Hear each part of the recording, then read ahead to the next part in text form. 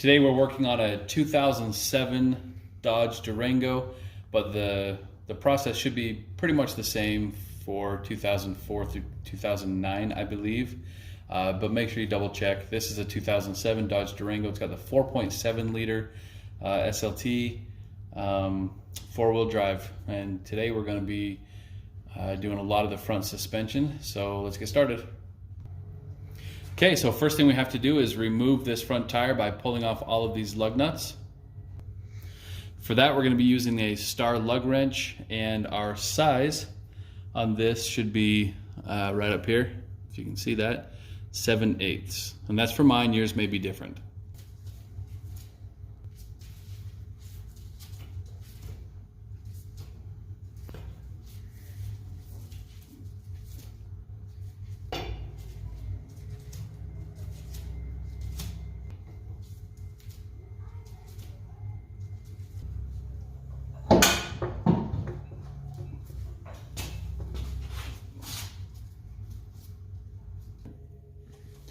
Now we want to remove the ABS brakes. So we're going to use this. I don't know what size this is necessarily, but what we're looking for is on the back edge, this tube right here. Oh. This tube comes from behind there. It clips in here and it comes around and it clicks on the back end of here. We want to remove that. All right, now we're gonna have to remove this brake, the whole brake, the caliper, the pads, this whole assembly here. We're gonna remove it off. And I use a 13/16 for that. And I'm gonna hit 2 bolts. One is right here, and one is exactly underneath of that on the bottom, and it'll take this whole brake caliper off. Yeah. So the upper bolt looks like that, and there's a lower right underneath here, comes out like that, and now you can remove the whole caliper assembly. Okay, with the brake caliper removed, we just set it aside and rested it on a number 10 can. You have the brake line and the ABS line still coming into it back here, so you don't want to just let it hang. Support it up with something, but set it up out of the way. And now with that removed, the next step is this axle nut. We have to remove this axle nut inside of here. But you can see how rusted this gets over time. So the goal is just going to be with WD-40 to just see how greased up we can make that. And really, I should have shot this down before getting into the project, because that's going to be a mess. It's going to be really hard to get loose. But we want that penetrating oil to be inside of there and to start to remove some of those rust spots. So as soon as you have this properly greased up and you feel like you're going to be able to get it loose, you're going to want to use, on mine is a 35mm socket to remove that axle nut inside of there. It's a pretty tight fit that goes on there. But once it's on there, you're going to want to use something bigger like a breaker bar to try to get that loose, or power air tools. I'll be using a breaker bar on this just to try to get that loose, and we want to pull that axle nut off. So to remove the axle nut, we use this bigger socket set, of course, 35mm there, and we actually use the handle of our jack to extend that out a little bit to give us enough strength to undo that, because we need enough power, so enough extension on it. Make sure the other side of the vehicle is down, the other wheel is down on the ground, otherwise this will just turn. And as soon as it's down on the ground, you can put a little bit of pressure behind it. You should hear a pop or see it start to move slowly. So keep your eye on that axle nut, and we will see if this starts to turn. Ugh.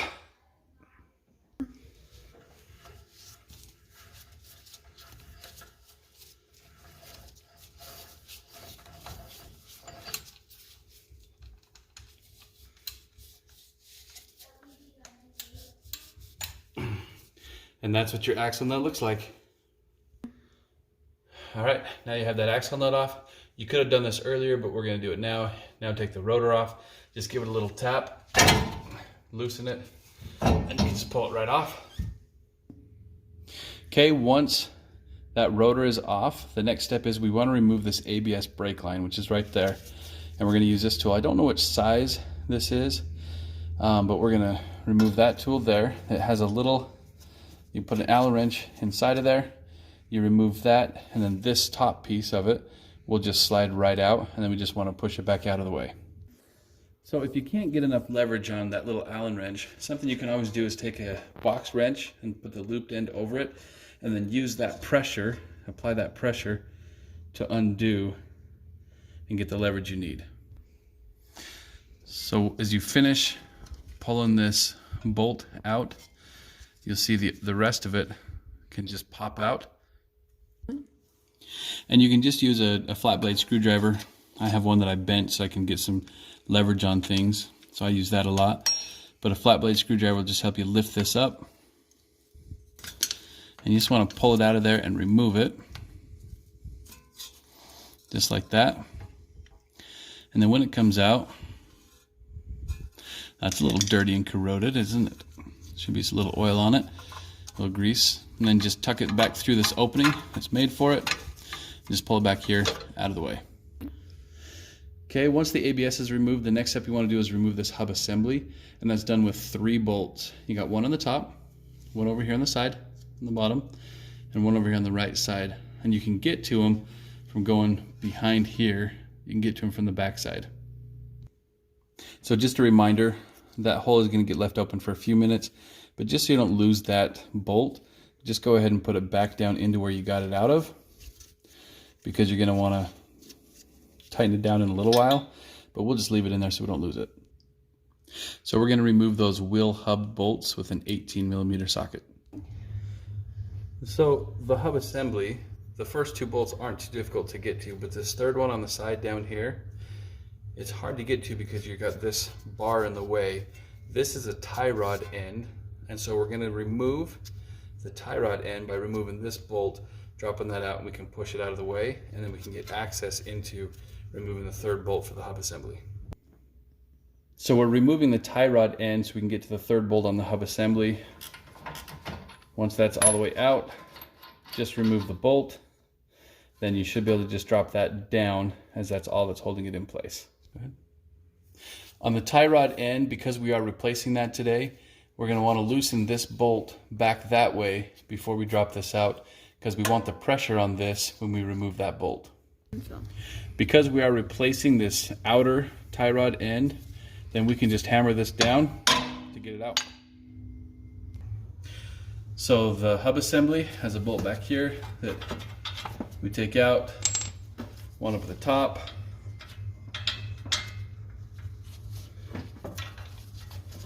and behind here that needs removed.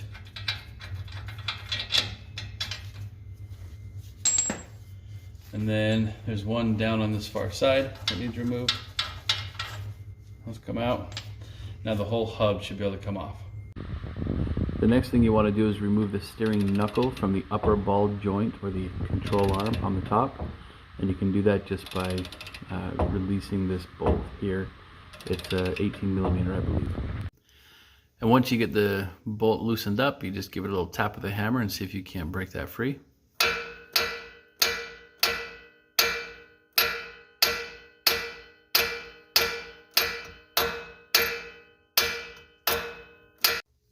So now you want to get a bearing, a ball joint press, and we're going to press this lower ball joint out, and you do that just by twisting, and we're pressing that ball joint out through the bottom. So I take the lower ball bearing once it's out, and just for curiosity's sake, I like to cut it open and take a look. But you can notice inside of there all the dust and the content just from it being ground up to death, and that's what a lot of the sound was and the shaky driving. Moving the inner tie rod ends, you'll have a boot over the top that will be secured by either a metal fastener, a metal zip tie, or a regular plastic zip tie. Mine was done by a plastic zip tie. I could just break off, and it goes around the top up here. Let me pull that off so you can see what it looks like.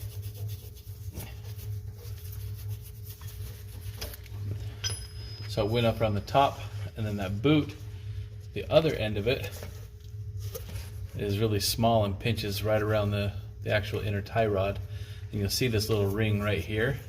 Well, that whole boot goes up and compresses, and then around that ring there's an inner lip on the inside of this boot that wraps around that, and then there's a little flange that comes out, and that little flange piece is secured down by one of these little ring fasteners. And so you remove that ring fastener, you remove the main bolt. Let me have to back up a little. Remove the main bolt off of here, remove the ring fastener off, and then you can just give that whole boot a tug and just pull it off. And then once you're inside, you'll have to have a tool either big enough to come around and clamp onto the back of here to remove this inner tie rod, or you have to rent a tool to do that. And so we rented a tool, and I'll show that to you. So to remove the inner tie rod, we use what we got from AutoZone or any parts store that has parts you can rent. We rented a master inner tie rod set, and it comes with these. They have straight sides on each side, and it fits right around the top knuckle. There's a knuckle up at the top that this fits right on, like a socket set, and it fits on pretty tight. And then we have this, which is really long, and the end right here locks into that piece that we put up here, and then it turns with a driver on the backside. So we use the master tie rod toolkit, whatever it's called, to get this loose, and then you can just unscrew this inner tie rod. It'll be a little bit goopy with grease, so just be cautious not to get that everywhere. But you got a good amount of grease up inside of there, and then that's how that tie rod works, the joint up there. And the backside just screws in to there. So your new one, your new inner tie rod, will screw into there, and then you use that same tool to tighten it down. So the new inner tie rod will just, again, the top piece will screw up into there. We're just going to put it up in and screw it into place.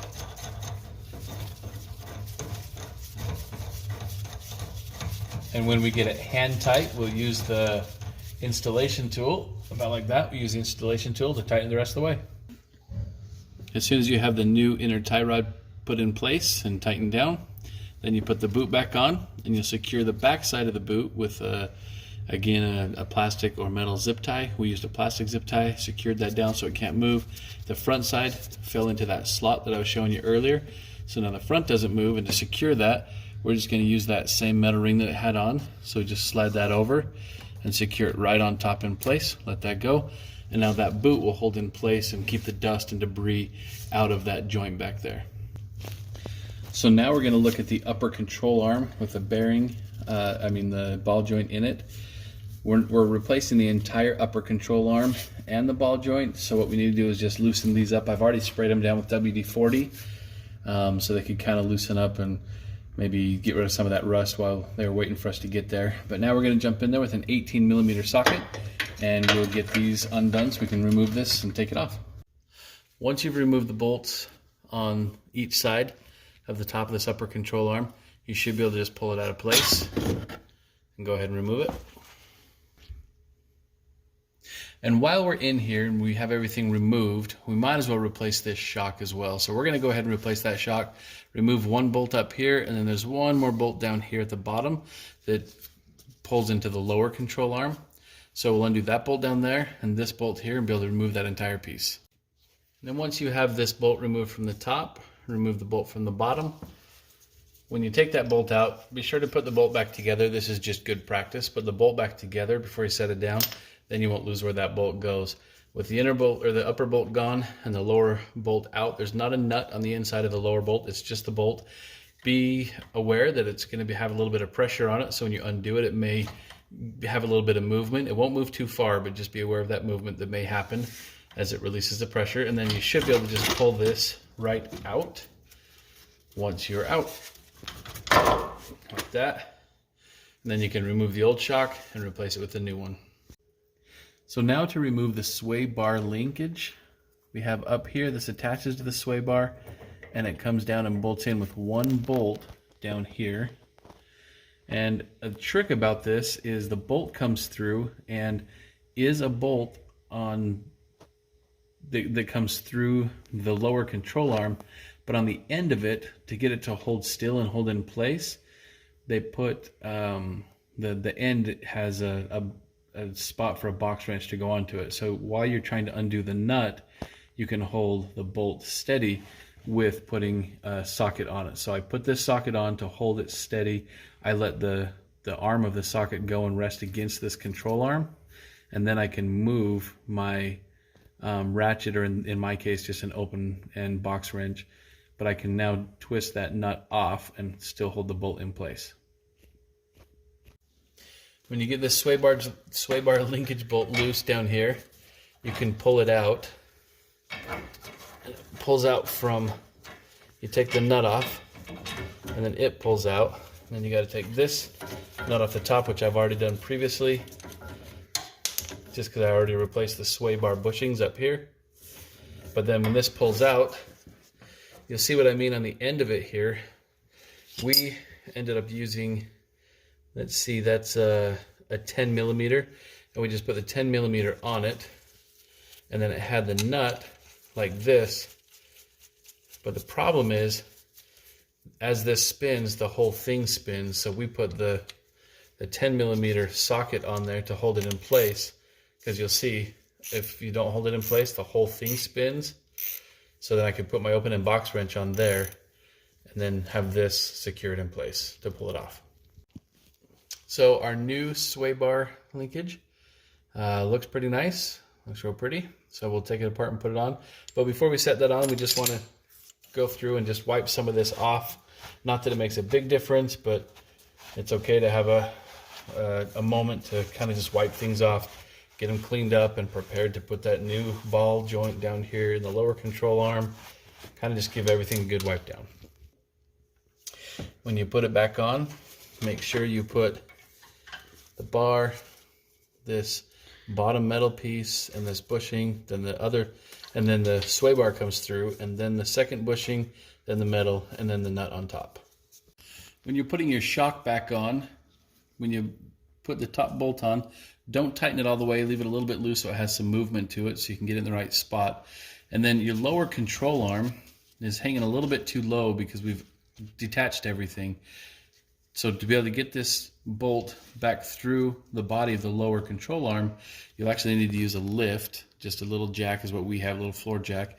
And we're just going to lift this lower control arm up so that we can line up the hole for the bolt to go into. All right, now that we have the shock installed, now that we have the sway bar linkage installed back together and the inner tie rod done, we can go ahead and put back on our upper control arm. So we used a new one. And so we're just going to go ahead and put that in position and just do the reverse of what we did before. We're going to take a bolt. I'm going to have to use my other hand. And we want to line this up. It's really important to get it lined up.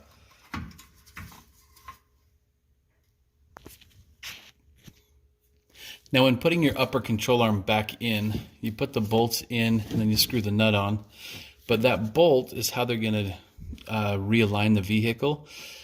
So they'll probably loosen that and get it just how they want it, because you'll see it doesn't have just a hole that it goes through. It has more of a slot that it goes through like that, but it's sideways, so that the bolt can travel in and out. And that bolt traveling in and out is how they're going to realign or do your alignment afterwards. If you do the alignment, then you already know this, but if you're like us and you're going to take it to a shop to have the alignment done after, then just know that's part of the alignment process. So the next step is to repress the ball joint into place. So this is a ball joint press set that we picked up as a rental tool. And all that happens is, as we screw this down, the pressure from below pushes that ball joint and presses it up into that cavity in the lower control arm. So this is the ball joint there, and this is just a big C-clamp.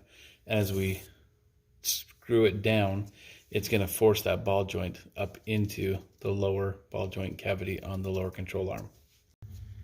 So now we have the lower ball joint pressed into place. You'll notice there's a ring on ours, this lock ring. You just snap into place. There's a little bit of a, if you zoom in a little bit, there's a little bit of a gap in there, and that lock ring goes right into place. And then we put the grease nipple on top. And then the next thing we have is over here, the outer tie rod end looks just like this. So we're going to go ahead and screw this into place. This is the other piece that they use to align your vehicle. And when we took it off, we counted 24 spins. So when we put it back on, we'll count 24 spins like this. We'll get it started and say, okay, there's 1, 2, 3, 4, all the way through 24 spins until it's in place. And then we'll back this down a little bit, this bolt up here, so that we can put it down and lock it into place. But we'll leave that up for now until we get the outer tie rod end backed into where it goes. So there's 5, I'll go to 24, and then back this down to lock it in place. So as soon as we had our upper control arm and the upper ball joint in place, we grabbed our steering knuckle, this whole big piece right here, and we reattached it. We reattached it first by going underneath and putting the lower ball joint through the lower knuckle, that the little cavity for it. We put that in first. Then as we bent it up into place, we put the axle bearing back through here so that we can put the axle nut back on. And then once that was in place and clicked in place real good, then we came up here and reattached our upper control arm ball joint. So this is the upper ball joint. We reattached that up here. And then we kind of just went around and tightened everything up. We tightened up the upper control arm bolts. We made sure these were tight for the shock and the shock underneath. We made sure that the steering linkage was tight and where it should be. We came on this backside over here, and the inner tie rod was there. We put the outer tie rod back on and put the bolt on that one and got that all secured. And now the next step is going to be that we're going to put the and the next step will be that we put the rotor back on, and then we put the brake calipers back on the rotor. We can put the tire back on and put the lug bolts back on, or lug nuts back on. Now that we have the rotor on, we'll put the axle nut back on. Again, we're going to put it back on with a 35 millimeter. So that'll go in. We'll use our breaker bar. Make sure that your other tire is on the ground so that you get some traction so you can turn against it. Next thing you want to do is hook your ABS back up. So you'll go ahead and put this back in its holder. Then you come around the back side and you can skinny right through this little gap. And then you just want to maybe wipe that off before you put it in there.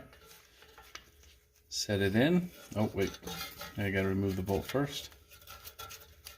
Taking that bolt back out. And then wipe it off one more time. We'll set that down inside of there. That just slides in there nice and easy. And then we'll take that bolt and put that bolt back down into place, just like that. And then you want to go ahead and tighten the 2 bolts on the back of the brake caliper, put it in place and get those tightened up and ready to go. Then put your tire back on and get your lug nuts pretty snug, and then we'll drop the whole vehicle down and you can snug them up the rest of the way.